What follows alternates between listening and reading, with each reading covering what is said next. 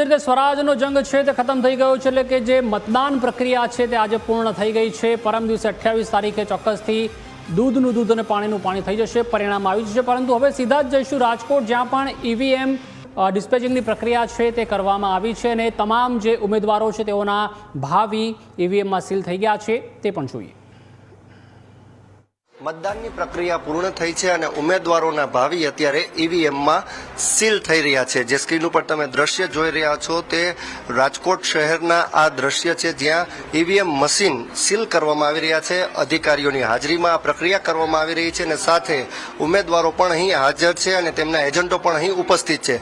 ખાસ રાજકોટ શહેરમાં જિલ્લા વહીવટીતંત્રની વાત કરવામાં આવે તો આજના દિવસમાં કોઈ પણ અનિચ્છનીય ઘટના સામે આવી નથી. રાજકોટ પોલીસ તંત્રએ પણ ખૂબ સારી કામગીરી કરી. ત્યારે રાજકોટ શહેરમાં 42 ડિગ્રી તાપમાન રહ્યું અને એ તાપમાનમાં જે વિચાર્યું હતું, એટલે કે ઉમેદવારોએ જે નક્કી કર્યું હતું કે મિનિમમ 70 થી 80% જેટલું મતદાન અવશ્ય કરાવવું છે, પરંતુ ક્યાંક ને ક્યાંક મતદારોમાં નિરુત્સાહ પણ જોવા મળી રહ્યો હતો.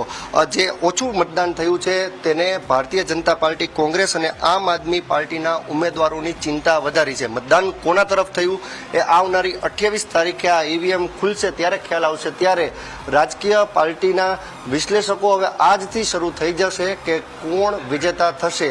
28 તારીખે જ્યારે આ મતપેટીઓ ખુલશે ત્યારે ઉમેદવારોનું ભાવિ પ્રજાએ શું નક્કી કર્યું છે તે જાણવા મળશે. કેમેરા પર્સન કિશોર વાડોલિયા સાથે Rishi Dave, news capital channel, Rajkot.